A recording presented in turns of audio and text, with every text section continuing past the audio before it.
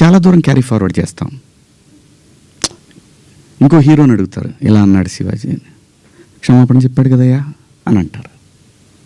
ఇది వెళుతూనే ఉంటుంది నిరంతరం, కొన్నాళ్ళు ఇంతకన్నా పెద్ద ఇష్యూ వచ్చే వరకు కదా. అలాగే ఒకవేళ ఆ లూలు మాల్లో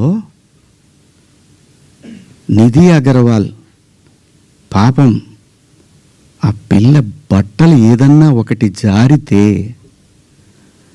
ఆ అమ్మాయి జీవితకాలం ఆ వీడియోలు ఉంటాయి కదండి, తీమన్నా తీస్తారండి ఎవరన్నా? నన్ను చాలా ప్రొవోక్ చేసింది ఆ ఒక్క సిచ్యువేషనే. మా సమంత గారిది నేను చూడలేదు, అయ్యింది అని అన్నారు. నేను అంటాను, మీరంతా ఇప్పుడు నేను చెప్పిన మాట ఏంటి, అమ్మా మనకెందుకు ఈ దరిద్రం?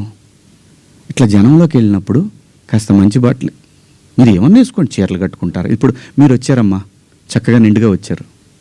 ఎందుకు వస్తారు? మనకంటూ మనం ఒక చోటుకి వెళ్ళినప్పుడు మనకే ప్రమాదం లేకుండా మనల్ని ఎవడో విమర్శించకుండా బయటపడాలి అనేది ఉద్దేశం. అది నా ఇంటెన్షన్. శిక్ష వేసేవాడు కూడా ఫస్ట్ ఇంటెన్షన్ చూస్తాడు. ఇది ఏ ఇంటెన్షన్తో మాట్లాడాడు?